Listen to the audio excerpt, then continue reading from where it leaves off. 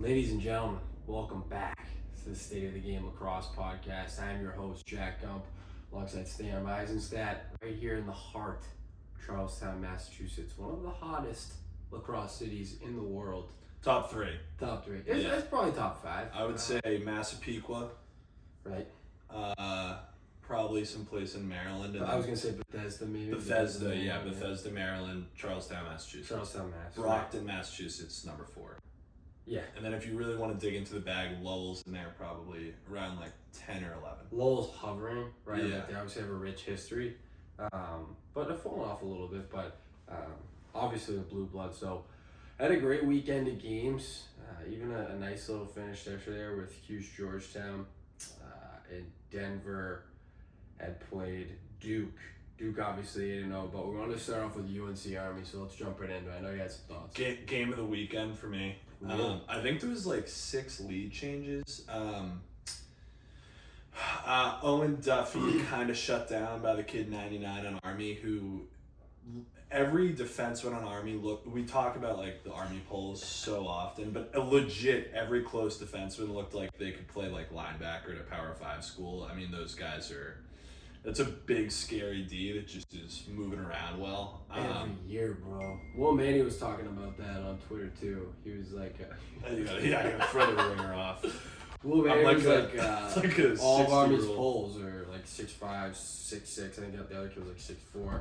And I tweeted back, and I'm so consistent because like that was something. Do you that we think were talking about they're recruiting that purposefully, or do you think there's something about guys like that who want to go to like service academies? I think that type of guy is wanting to go to the service academy More so than that they're purposefully looking for like, because everybody's looking for polls that are that big now that I like say it out loud. So like I don't know if we talked about this on here. We talked about this a couple of weeks ago, but like when I was a freshman and those kids came to town, it was Johnny Surdick, massive.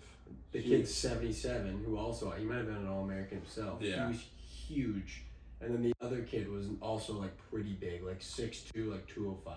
They're not even that like so Johnny like Surdick and the kid 77 were huge. when I watch like Richmond or Duke or Ohio State, like really good defenses, they're usually really good because they're like all on the same page and they're like communicating well and like filling spots. Like Army, it's literally like nobody wants to go to the middle because you're gonna get fucking smoked. Smoked. I like vividly remember like watching us play them on the field, just being like, how are we gonna beat these guys? Dude. Because when you get a step, they just catch back up. Yeah, because and like if they ever get into the body, like you're not winning that battle. But UNC won that game.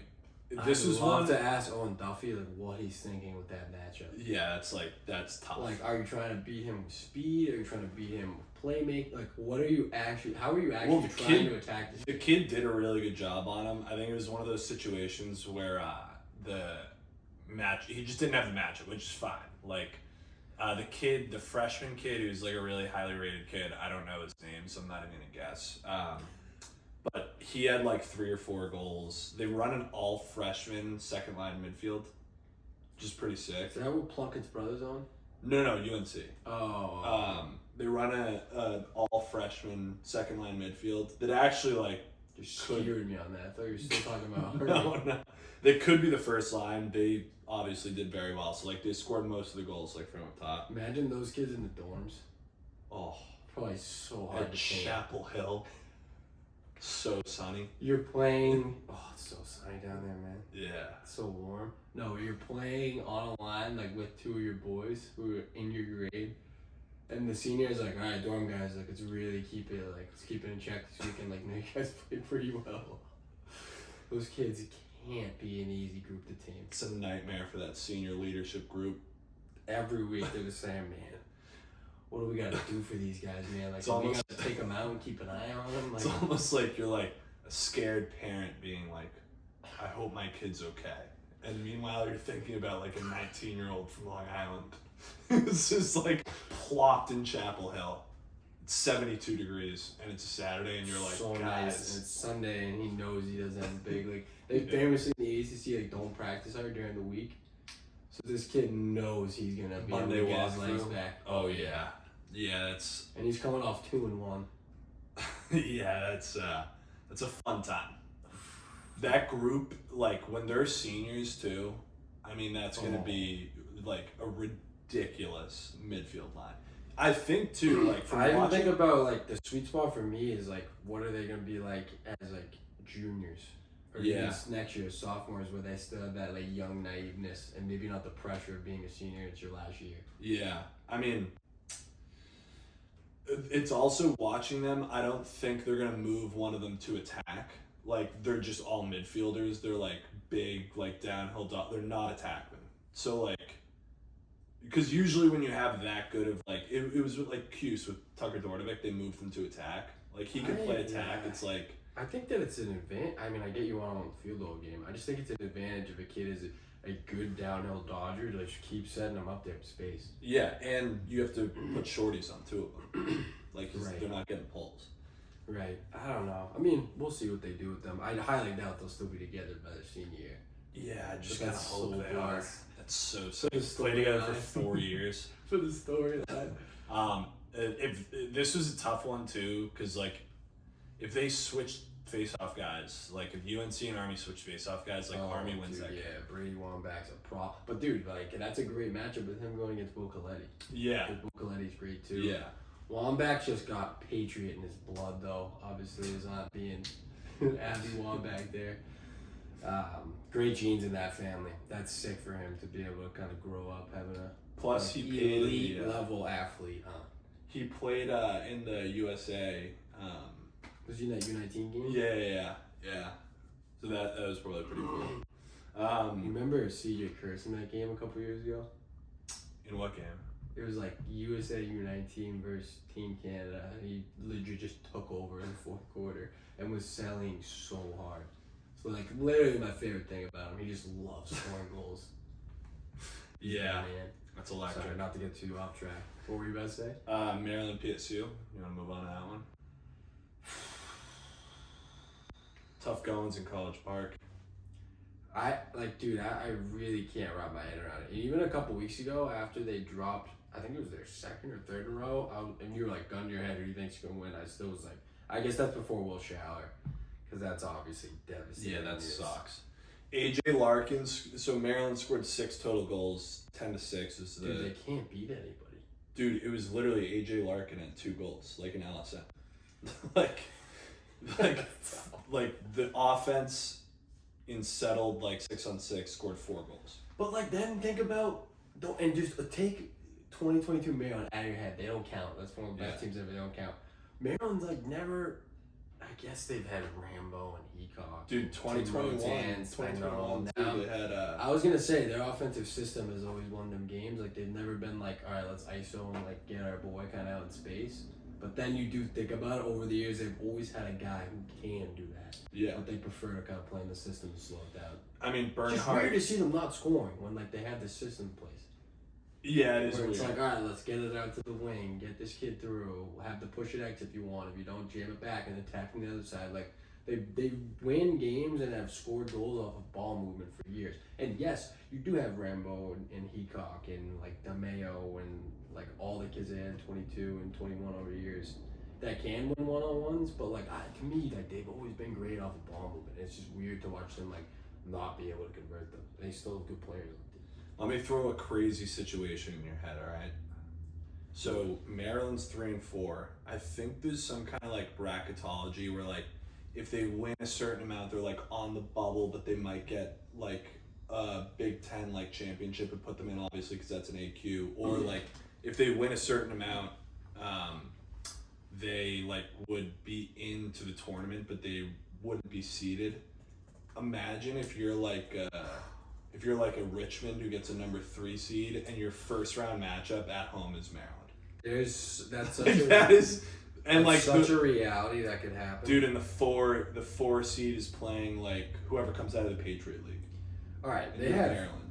This is, I don't want to say advantageous. Maybe is not the right word. But you have Michigan, Ohio State, Rutgers, Hopkins coming up.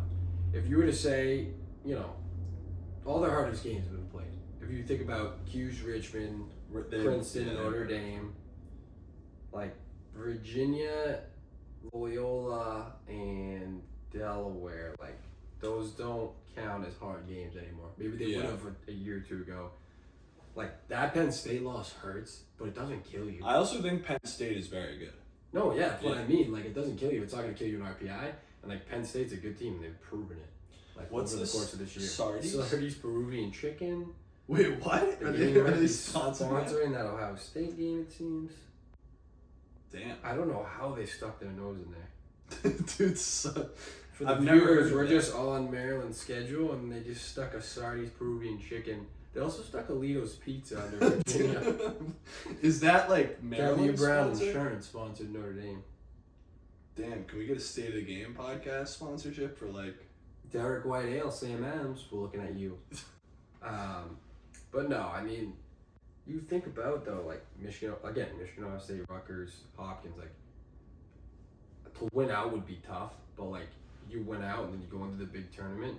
Yeah. Anything can happen there, as we've seen over the years. Michigan always makes a splash. Yeah, I mean, yeah, we could very well.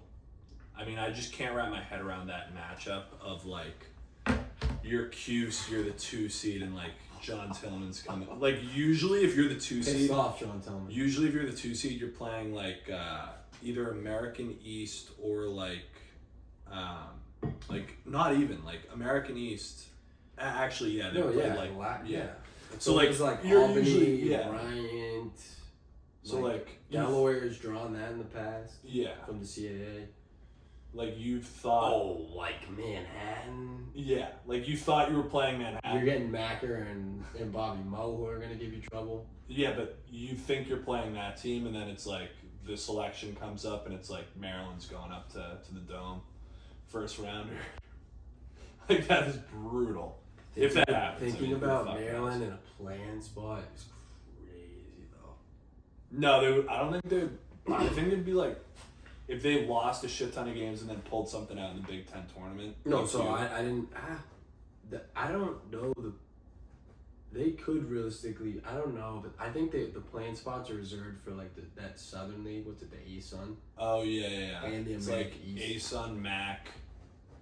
Who else? It's A-Sun, Mac. CAA never. They CAA. don't really get a play. I think they like Towson just played Princeton. No, like I kind of remember like Delaware and Drexel playing that game before. Yeah, they might have. Yeah. It just depends on the weight of your RPI. We don't have to get into the weeds of that, but should we dive into the Pat League a little? Yeah. Or should we stay in the ACC? Let's go Pat League. BU beats Colgate 14-12. Dude, so... Sorry. Colgate beats BU 14-12. That's my bad. Yeah, so... Army lost to Lafayette, right? Army lost to Lafayette. Army also lost to BU. Yes, they did. Boston, historically hard place to play in general. One of the hardest in the country. Yeah. You're never going to come here and get a team that's going to roll over. Yeah. It's been that way since 1776. And then Loyola, absolute dogfight with Bucknell. Like, I think obviously BU and Army are the front runners for that, but like, who's to say like Colgate can't just run the table Loyola? Like Loyola's good. Like there's a lot of people that could win that conference. Just kind of crazy. Dude, in BU looked so dead last year. Like they just like, you're like, man, they kind of ran out of magic after like those kind of sick years in 22, 23. And even 24 they were good. I think they won the tournament that year too. Then in 25, you're like, I don't know if they have it this year. Or no, am I thinking of them in 24 when they won the Pat League? I think so. Remember when Army was like rolling all year? Yeah. And then BU beats them in the Patriot League tournament. Yeah. Well, that was definitely 24. Yeah. Because 23 to Army beat Maryland in the first round of the tournament. Mm-hmm. Might have been 23. Who the fuck knows? I can't remember. It's tough to keep track of the Pat League, man. It's chaos. Dude, also, Holy Cross stitching together quite the season up there in Worcester. Dude, Lax Capper had that, man. He was on that early. Dude. So this team's returning a lot. Like so the vision it takes to be like, I know this team hasn't had a winning season since its inception, pretty much. But No, like, they've been alright over the years. I mean, but they haven't had like a winning season. It's not to say that they're like a cupcake game, but like they haven't had even close to as good as a season as they're having now, like historically. That's fair.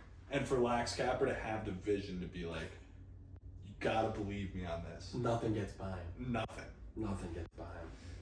I just love that the Bison are starting to come back and compete a little. Oh yeah. Those boys out of Bucknell. Dude, they like again too, like well, it's just the makeup of the league that all these schools are like somewhat similar to, with the exception of Army because it's a service I academy. just feel like it's a league fueled by hate too. They all hate each other. Dude, Navy's in the Patriot League too, right? Like they beat Penn State. Yeah, and Navy like played tough with Hopkins, who's like Am the I best team in the country. Are you shocked if Navy comes out of the Patriot League? Not at all. I think that they probably have one of the better chances. If you think about like Army, we'll throw Navy in there. I want to throw BU in there as that like third team that I could see shaking it up. I worry about them a little bit, and I don't know why. I just like I don't know. Dude, Loyola looks good too. Like they beat Towson.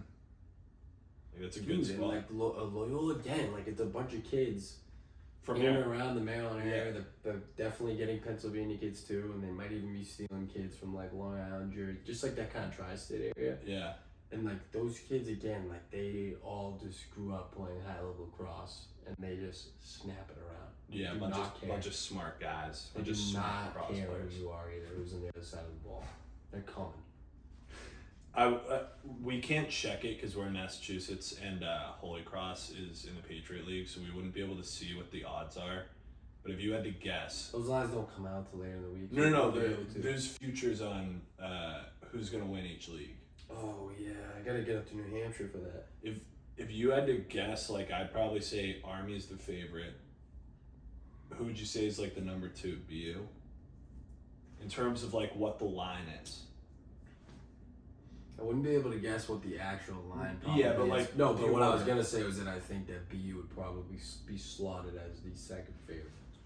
And then you think it's Navy? Has to be, right? I want to say so, but then like Loyola wins that game. I don't know. It's too tough to say. I'd probably say Navy, yeah, if I had to.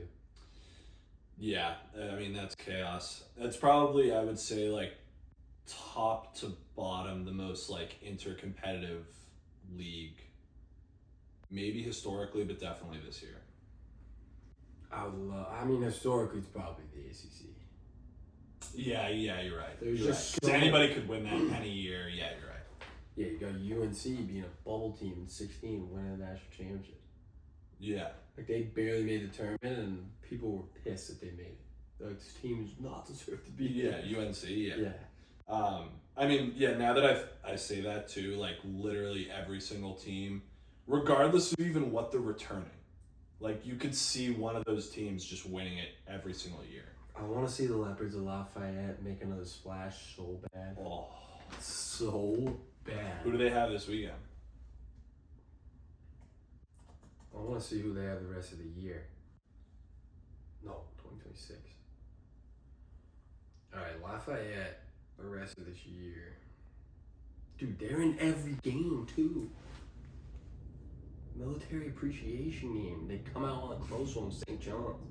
Headstrong game. I'm liking 100-year anniversary alumni day Awesome. versus Navy. Unbelievable. It's awesome. And they're in a tight one again. 15 It's not like the Ohio State like Peruvian chicken. Lito's Pizza Night with Penn State. Wow, Yeah. Senior Day versus Lehigh is legit gonna be an absolute war. Lehigh's probably not bad too. We're completely forgetting about them. Didn't they get a new coach? Tack it. Oh, he's a soccer coach. No, we can't jump into that right now. Yeah. It's too much chaos in the PAL League. Do you think that Colgate is slotted like in the top 5 of those odds? If I had to guess, I would say Army, BU, Navy, Loyola, Colgate, yeah. Lehigh, and then go up. Oh, dude. What? Wait, fuck! I Holy lost my Cross? train of thought. Holy Cross class probably last, right? My bad. I wanted to also talk about, I think that they do regular season winner gets to host. That's how every team. It's like, it's so Such stupid. a joke Yeah. that the A10 doesn't do it, dude. Who else does Makes the me CAA so still mad. do that? Do they still do? I don't know if they still Winter do it, host. but obviously they used to. It's like, why are we playing in Drexel right now? Dude, especially So we like be down here. if you're Army, right? That's a massive home field advantage. If you're Loyola, that they have like a ton of fans come out. That is a That's a massive. sick band, I think. Like Army hasn't went into BU and won. That's a like it shouldn't be random. Like the regular season You has to should be earn it. It something. should be a legitimate advantage that you earned. Competitive advantage. Yeah. Does the Pat League does winter house, right? All of a sudden, now you're down in Lafayette for no reason. You're in the nest, the leopard nest. All of a sudden, you're on Hawk Hill, Sweeney Field. All right, what else we got in terms of games? We could dive into Cornell Princeton for one. Yeah, you can take that one if you want. I thought Princeton was the best team in the country. No, that was That's really wrong. what I was gonna say as well. I mean, I might not be wrong. Like Cornell, like they won the national championship last year. Like they're clearly nasty. And they still have pieces there. Yeah, I mean, losing CJ definitely hurts them a little bit. I know, but they return. I know. They also lost that a little bit. They also lost that. He's playing in the PLL now. Oh, the midi. big downhill Yeah, midi. I love that. Long Island Butcher. The Long Island Butcher. I don't think he's from Long Island. I think he's from Maryland. No, he's definitely from New York. I could be wrong though.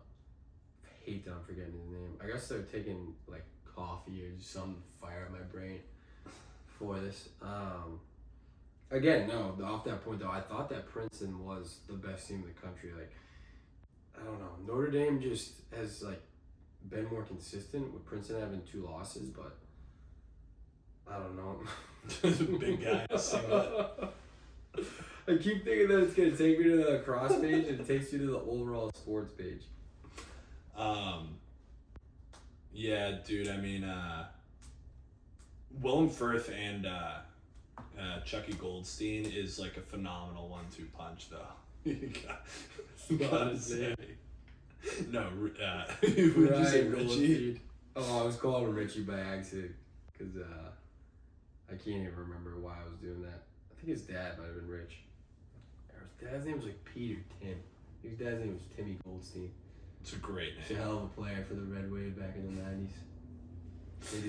They reference that on every single broadcast. If you tune in, if you tune into any broadcast, if you only watch a quarter, you might catch that.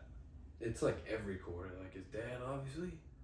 This many points back in the day. Assist leader. Yeah, I mean, Ivy's kind of a dogfight too. Ivy's gonna be a dogfight. How's I say that because Penn just beat Yale, and Yale hung out with Princeton last week. Yale a little bit of a down year though. I know. It's because they dropped UMass. Karma. That's what happens. Yeah, it's obviously a crazy finish. Willem Firth 2-3. Obviously, he's starting to look like a little bit like Teat. Smaller Yeah, guy, he had weighing like a 51. nasty BTB too. I like this the Goldstein stat line at 3-1 with 4 GBs though. Nothing worse than like a shot that like goes off the goalie and rolls into the corner and you're chasing after a tiny attackman who you know you have no chance of catching up to him. You just give up on the run out like halfway. You're like, I'm not even gonna expend it. Also, a kid of that stature too, you know that if you put like even like a slight hand on him, he's gonna take a dive and get like a push flying. and get And the a, bench is gonna erupt. yeah, getting a push and then like the GB just stays with them. The amount of times that I went to chase after one of those ground balls, like, wow, like it would be so sick to pick this up and go the other way, and then about halfway or a quarter through that sprint, just realizing I had no chance. Just gonna peel back now. Dude, 4 GBs is like a legit. If a a great poll, stat yeah, line. if a poll had 4 GBs, you'd be like, oh, he had a great day. I think that was my career day back in the day. Yeah, it's St. like- Bonnie's 5th year. Let's go. Padding them. Just padding them. That might be one where you drop the ball and pick it up to pad the stats. That bad? Nah, I think I had 5 actually. Did we talk about Duke a little bit? Oh no, I don't think we did. Duke is 8-0, dude. Yeah. And they're doing a little college football action here. Where they Yeah, just lined up nobody to start. And again, like we're saying nobody relative. Play college lacrosse, like and Coach Canal would say all the time, like there's no easy wins in Division I college lacrosse. Every team is good and every team can show up on certain days. But when you're a team like Duke, you're a blue blood, multiple national championships over the last 50 years, and like you're literally bringing in a top 3 recruiting class every country.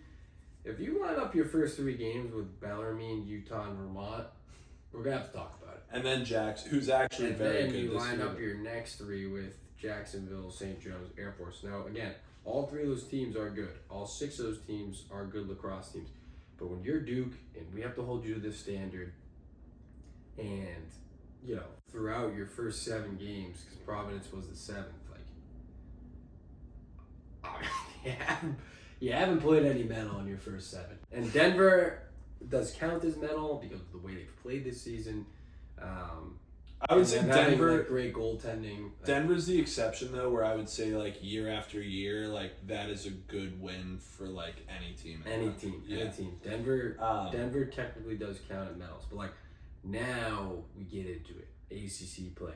They got Cuse, Virginia, a sneaky Cornell matchup, Notre Dame, and UNC over the next like 6 games. Dude, this is why the fucking RPI like is so stupid, because it makes like you're a college coach. Your job is to win. Your job is to put yourself in an advantageous, like if you're coaching at Duke, your job is to put your team in the most advantageous position possible to win a national championship, right?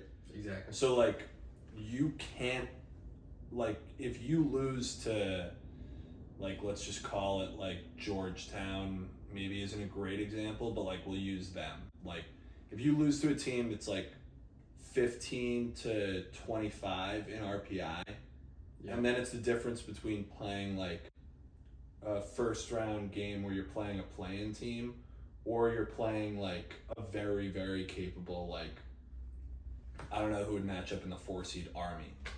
Like the difference in that is like so big that like you have to schedule like this, and it's a product of like the RPI thing, that's how they select like the college tournament. I don't even want to go as far as to say that they did this on purpose, lining up their first 7-8 games like that.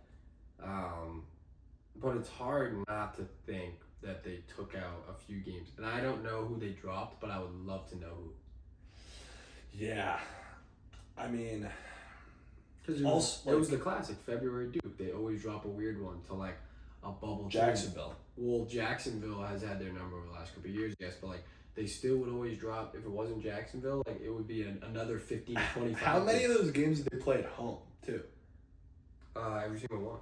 They didn't even have the guts to go out to Utah. Making Bellarmine come to downtown. Dude. We had to Durham. Nasty. So let's see. 1, 2, 3, 4, 5. They played Air Force at Air 6. Force, right? And they played Prov at Prov. They've played 6 home games in 8 games.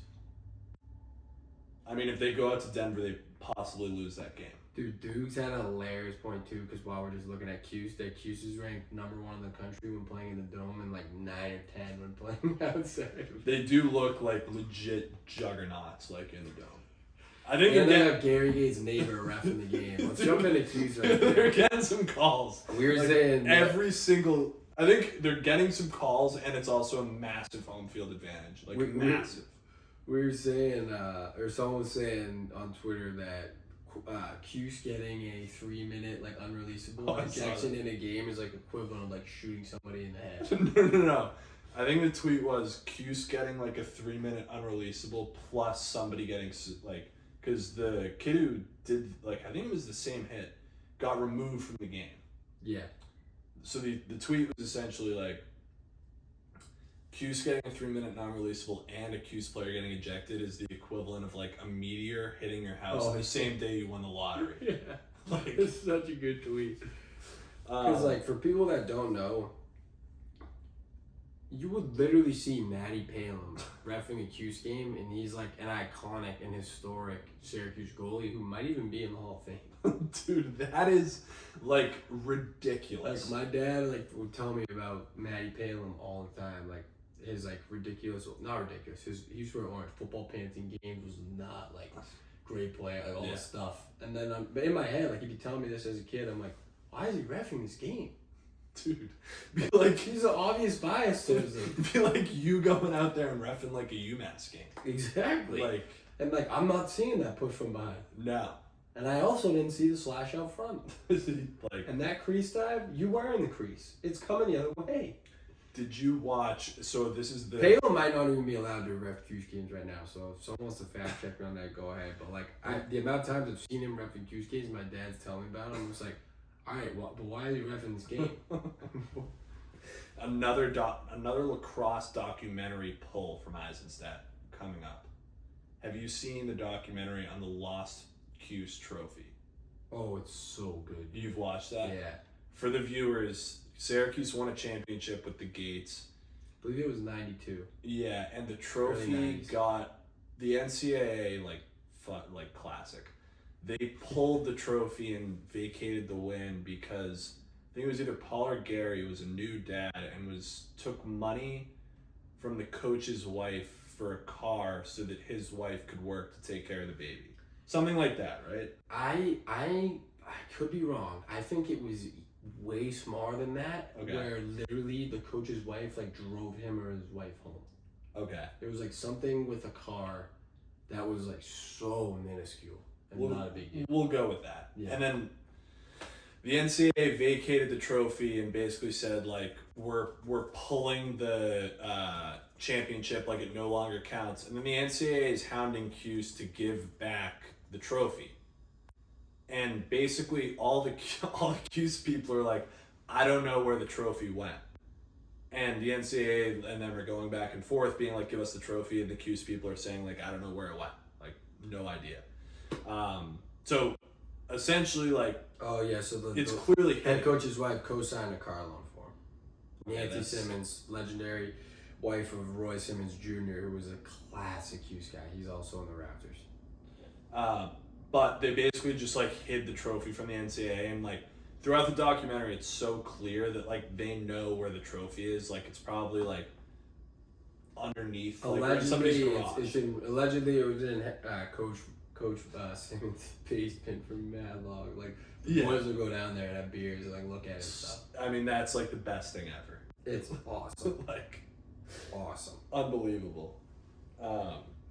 Anyway. I thought you were talking about the Lacrosse documentary Instagram page. Oh, you're not on the gram. I'm not on the gram. I think this guy is making a documentary, but it's like not really clear. He just will post a picture of like a deep pull. Like he literally posted one of Jack Reed and was like Terminator and like had like this unreal breakdown. Like obviously coach was in the comments. Like bunch of guys were in. Dude, I got to show it to you. Bunch of guys were in the comments. Like I still remember like high school like 2001, like Jack like broke my wrist, like my arm like still doesn't bend the same way today. Could probably do a fucking Patreon of just like stories like that, insider type stuff. So good. Dude, but anyway, Cuse looks very good. You wanted to dig into the like comments on Spalina online, right? So Committed Combine tweeted a like quote tweet basically with where's our group chat? A quote tweet off of Joey's, and all right, let me preface it with this. Joey Spalina is one of the best players in Syracuse history. He's been one of the best players in college lacrosse consistently since he was a freshman. I think he should win the tour a ton too. And I think he probably will. I'm not saying that he is not a good player, but it is possible if, and this guy says, has anyone whose opinion matters said Joey Spalina can't dodge. I've literally not heard this from a single soul understands the game. Well, if you understand the game, you would know that sometimes a good player isn't a good dodger. Dyson Williams, Mac O'Keefe, like players like that. Those guys are spot shooters and kind of like playmakers, but like Joey Spalina is someone who, when he dodges, he's not like breaking you down. He's posting you up and then either like inside rolling, fading away, or using leverage to then get around you. Like, to me, that's not somebody who's a good Dodger. It just means he's a good player. Yeah. And that tweet just pissed me off so bad. I was like, I really want to go with this guy, but I don't want to cause a fuss. I still might go at him now that I'm thinking about it. Because again, like, I preface it with how I feel about Joey Spooner, and I covered him one time in Placid. I know. Like, he's a great player. One of the best players in the last decade in college lacrosse. Like, this kid is unreal. But, like, this clip is just literally the defenseman with a poor V-hold choice, and he just inside rolls him and scores. Dude. It's like, why are we using this clip to be like, oh, you don't know lacrosse, so you don't think he's an elite Dodger? Like, I don't think he is. I think he's a great player. I just don't think he's an elite Dodger. Every time he plays like a Will Bowen or a kid like that. Yeah, there's also a doesn't nuance. score. There's like a nuance with it too, where like I would say that he is an elite Dodger in this context, that if he gets a bad approach or a matchup that he likes, or like nobody takes advantage more. Nobody takes advantage more with like a higher rate of either scoring or making a good play and not turning the ball over, which is an important skill set, but in the context of like pick it up off the end line. Yeah. I just want to watch the poor V-hold choice. Inside room. Yeah. Now you're looking for no. check. What I'm saying is like there's a distinction between like being able to take advantage of bad approaches, being able to take advantage of like shorties, third pulls, like LSMs that you have in a bad spot, and picking up the ball off of an end line and dodging like your matchup and like winning that matchup and scoring. Which again, like, kids are good enough too now that like there's a very small handful of people that can like genuinely pick the ball up off the end line and like dodge a number one defenseman at X and score. You might have one kid on your team who can do that. Not even. Yeah. Like, not even. Not every team even has one. Like, I would say and less. Again, I would say less than like. There's probably like genuinely like in college right now attackmen that can consistently pick up the ball off an end line and beat a number one matchup on a good Before team. you say is like 10. I was gonna say like 15 was my guess. Yeah, it was like 10. They can consistent like. I might be working myself into an area though where you would say, well, dude, all the things you just said makes him a good Dodger, and maybe that's true. But like when I think about like a Billy Bitter or like Owen Duffy, like I just think over the years like Shaq Stanley, Pat Spencer, Owen Duffy, Pat Spencer, like don't think about him like that way. Yeah, which is fine. I think about him like Matt Rambo a little bit.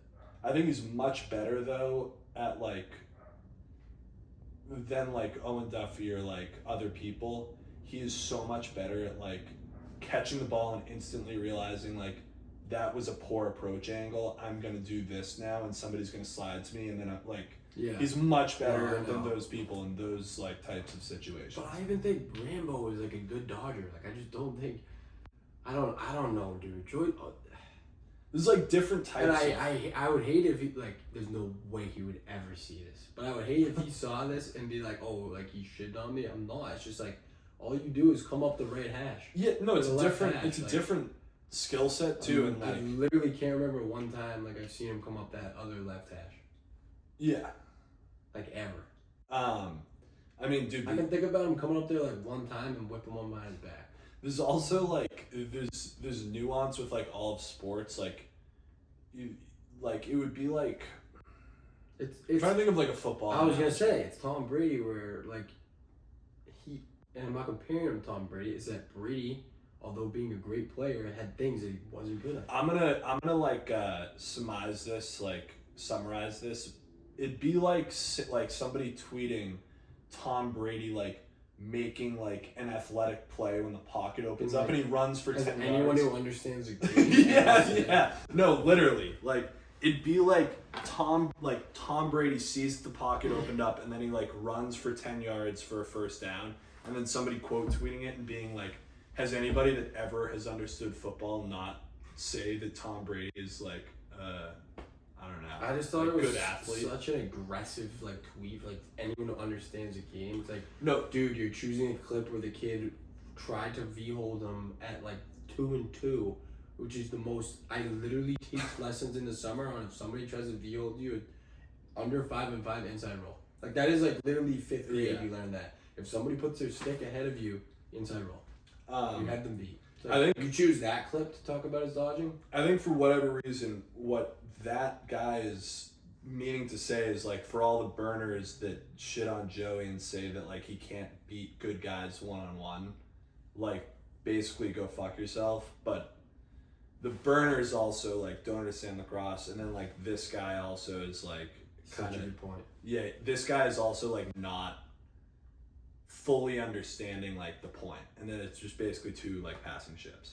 Yeah, it's people yelling into the abyss. The burners go at him so hard, It's nuts. and like they're wrong in that way. I mean, even them going at like Jimmy McCool or whatever Yeah. the other day for calling them out, like you can't be doing Dude, that. when they lost to Harvard, somebody tweeted under the thing and was like, leave McCool and what's the face-off guy's name?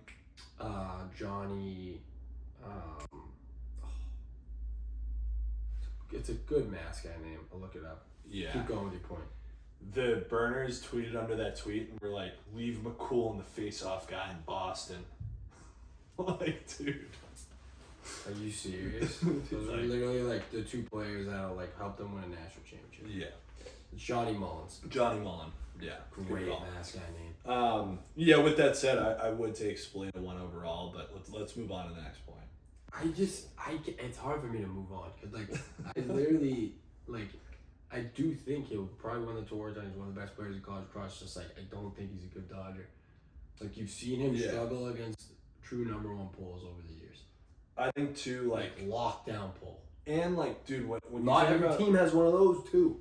when you think about like Spalina and the PLL though, like I think he's just so like versatile, and like the thing that people miss too is like he is consistently making decisions that like move the chains towards a goal, and he's very good about not turning the ball over. He's just like an extremely intelligent lacrosse player.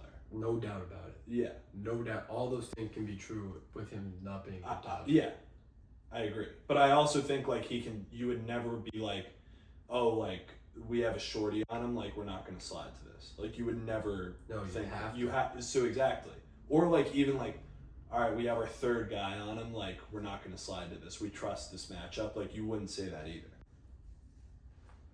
Depends on the guy. Yeah, but like in most situations, I think. Yeah, He's good enough at dodging to exploit like certain things. Would be my take on it. That is actually a good point in the way that he is a good dodger. I just don't think he's an elite dodger. Yeah, Dynamic, fair. break you down, take you left, come back right, or like take you right, come back left. Like Yeah. he has really like one area of the field that he can exploit you in, which is up that left hash. I think if you had like the bars like you have in like Madden, Yeah. like he'd have like very high IQ, like super high stats for like pretty much everything, and then like break the a little Syracuse bit, point record. Like yeah. yeah, and then like a little bit lower in dodging. So the burners are just coming after him for like that specific point. Yeah, the burners are idiots too. The lacrosse burners, I've always thought were. Some of them are funny, but some of them are so dumb. Canisius. Yeah, so Canisius loses a tight one there to Sacred Heart, but last week or 2 weeks ago, they treated out the stick of the game, where they hand out a drumstick ice cream like cone to the player of the game. And they handed out this guy Josh, who was fired up, and that was an awesome video. What do you think would be the best like treat or thing that you can hand out after the game, and it obviously can't be a beer or some type of liquor?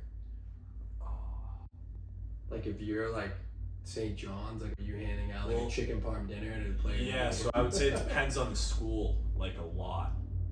Like I'm trying to think of like what would Jacksonville's be? Because that's like a unique like geographic. I mean, it has to be like, boys, put the phones away, and it's like a natty daddy. Yeah. Like you're in Jacksonville, man. Yeah. You obviously can't do that, so like I guess you have to maybe hand out like sunscreen, like something. Like, I would say any upstate team, it's obviously like a chicken wing. Trying to think of like other Long Island, like it would have to be like, I don't know. I mean, that's like it has to be chicken parm pie, maybe a bacon, egg, and cheese. Yeah. Like Mr. Wygan, when we were playing, I think it was Hofstra.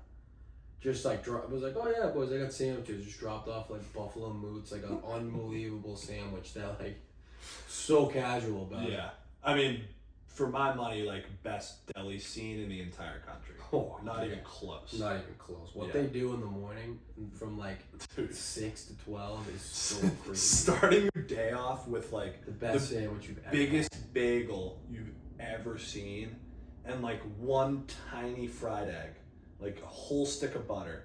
So good. Yeah. Salt, pepper, ketchup. Trying to think of other things like Stick a hash brown in the middle, cover it in buffalo sauce. It's so good. give the guy like a ribeye steak, burger, hot dog at the game. Nice. Where would you do that though? What geographic areas? I mean, dude, Jacksonville could be Jacksonville hot should dogs. probably be a hot dog. Hot yeah. dog, yeah. Like who would be burgers? I mean, that could be anything. That could be anywhere. Like I'm thinking, like maybe Maryland could be Mercer. crab cakes though. Maryland should be crab cakes. Hopkins. I guess any of those teams could be crab cakes. Yeah, the drumstick of the game is a really so cool. sick. Dude, the kid who got it had a devilish look. He looked at the camera. You saw that. Like had the drumstick and he kind of peered over Big to the chomp. peered over the camera. big jump. Oh. Did have like a yeah, evil yeah, look. yeah. Yeah, that was so funny. So good. Shout out to dude. the Griffins though, man. Obviously hard to talk about, but UMass loses a tight one with Richmond. Yeah. Just like a couple bounces here and there. Richmond gets a couple calls. Tight one there, but Richmond one vote off from being the number one team in the country today. Damn. Notre Dame got 12, Richmond got 11. So I mean, UMass should probably be in the top 10 at this point after losing a top 5 high point team and a number one team in Richmond. So Yeah, no, I we'll agree. probably see that soon. Yeah, I mean that one too. Like we just got to execute in a few places, and we have that one. So Literally a game of inches. yeah, like honestly, too. You don't want to blame the refs ever, right? But I mean, at a certain point, like I think maybe a couple officiating calls go a separate way. We probably got that one. Right. It's so a that hurts. couple. It's a couple ground balls, like a turnover or two. Like you lose a tight one with Richmond, who's a great team, number one team in the country. Yeah. Like you're coming away with lessons. Basically. Exactly. And I mean, I don't know. You never know what kind of politics are playing a factor behind the scenes. Like whether that's Richmond maybe showing up a little late. Maybe they're like making things happen behind the scenes that just a naked eye is not going to be able to see. Now, I don't know if that's like something in the dining hall, that's something maybe water jugs, locker room. I don't know what it is, but obviously we'll continue to look into it. Yeah, I've heard from a lot of sources that there is like some kind of cheating going on. With Richmond? Yeah, accusations, and again, like I have my sources, capital J journalism. Yeah. But again, if they want to win that way, they want to win that way. We'll see if it catches up with them. A guy like me, like I'll always respect somebody getting an edge. And if Richmond's cheating to win lacrosse games, that's fine. But again, UMass loses a tight one with Richmond. Richmond's doing some type of voodoo magic. We should talk about what we talked about in the group chat the other day with like, it's amazing they got this good being a true mid-major. I like that, and I want to dig into it a little bit. So what are they doing? Are they paying people off? So to set the scene, when you think about the makeup of like really, really, really blue blood great lacrosse teams, and to define blue blood, I would just say the top 3 conferences plus like call it Georgetown and Denver. ACC's at the top of that. Yeah. So like Ivy's Big Ten. first, I think you have to define like what a quote unquote blue blood program is, and then what like a mid-major program is. So like there's 2 different types of definition you could have for blue blood. One is literally just the top 3 conferences, right? I would honestly exclude Dartmouth from that. No offense to Dartmouth. Or what a stray. or you could define that as the top 3 conferences plus, I would argue, Denver, Loyola, and Georgetown. Those 3 teams. Because Denver and Loyola have won a national championship, like I think once you win a national championship, you're kind of out of that like mid-major conversation forever. in my opinion. And I don't think that those schools, with the funding that they get, can be in a mid-major bracket. Yeah. Mid-major, you're usually a mid-major either because of funding, because of just your team. Like if you just haven't had or just seasons or good seasons, championship seasons, but you're gonna fall into that. The biggest point about the distinction between blue blood and mid-major is that It's history. that and what the schools offer from an athletic funding as well as academic standpoint. The blue blood teams, the point I'm making, this is the point I'm going to come back to is how Richmond got this good this quickly. When you think about like Maryland is a fully funded program, obviously, like Syracuse fully funded program, and then you think about like the Ivy League, like recruiting wise, it's much easier to get a kid to go to Harvard than Richmond if they can get in, like, which is fair. It's much easier to get a kid to go to Harvard than Lehigh, Lafayette, BU, etc. The same goes for Princeton, Penn, whatever. All that's to say that the fact that Richmond has gotten this good this quickly is just super impressive given the academic as well as athletic like index of the school. Right. It's truly in the middle of all that. It's like it's a good school academically, great business school, whatever. I forgot that they lost to St. Joe's 2 years ago. But again, they've appeared in the NCAA tournament like every year but 1 year since their inception as a program. But Richmond's not like a blow your hair back academic school. No. I would say it's on par with like Lehigh, BU, like those types of schools. And those are great schools. Those are great schools, but it's not. And they're like just not up there with some of the Ivies and Big Tens and ACCs. Yeah, more specifically, like if your kid has the option to go to Duke or Richmond, they're probably picking Duke, like academically. Like, literally at this point in time, like.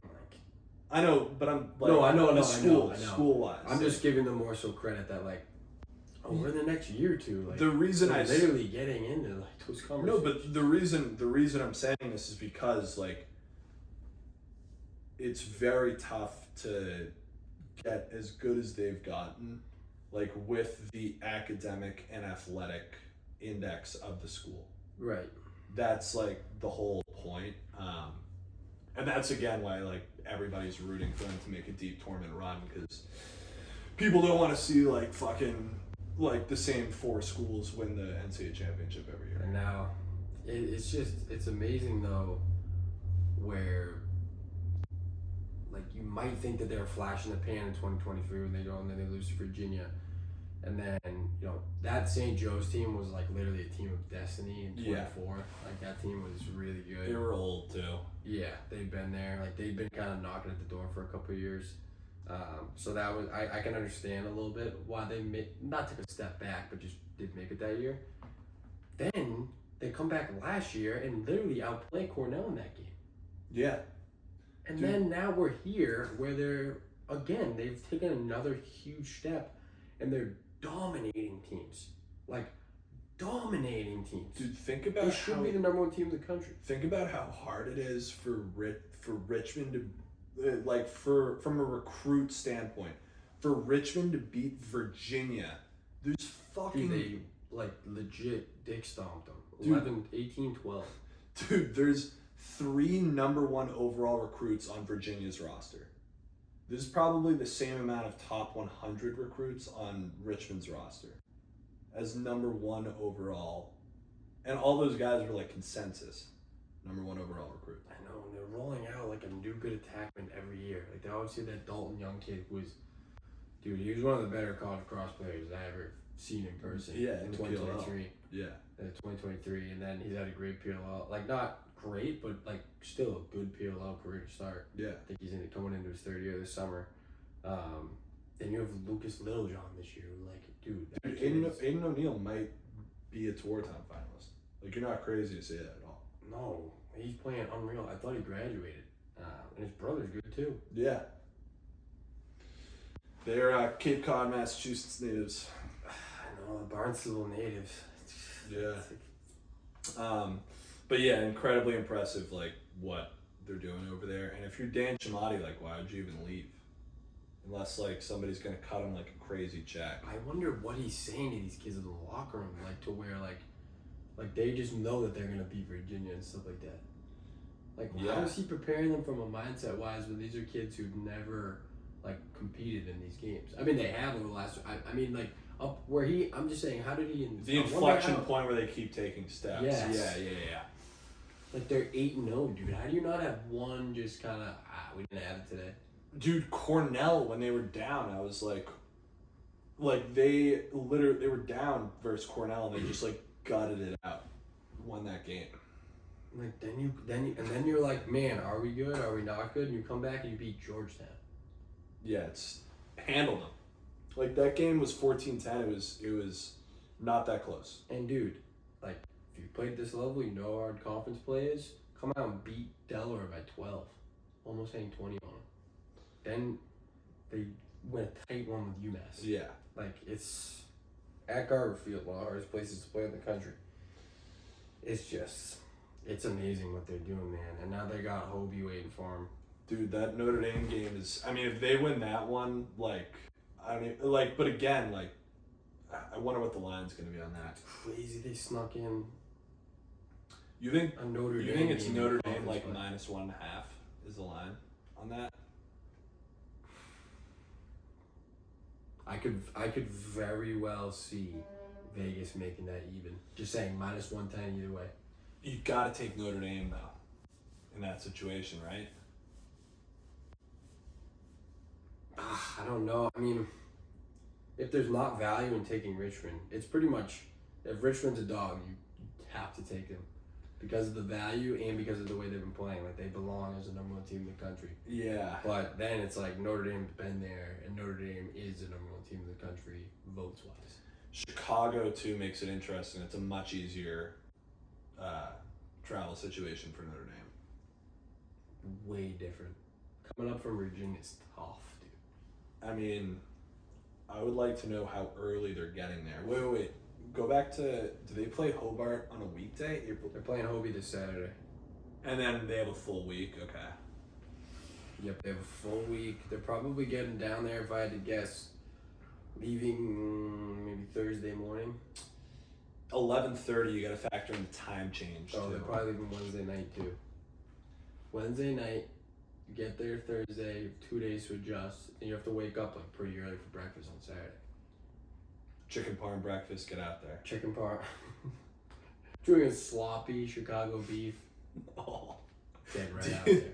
Couple deep dish pies for corned the guys. beef and hash, deep dish pie. Yeah. Hit the field. I mean, dude, if I'm predicting that'll be -1.5 Notre Dame.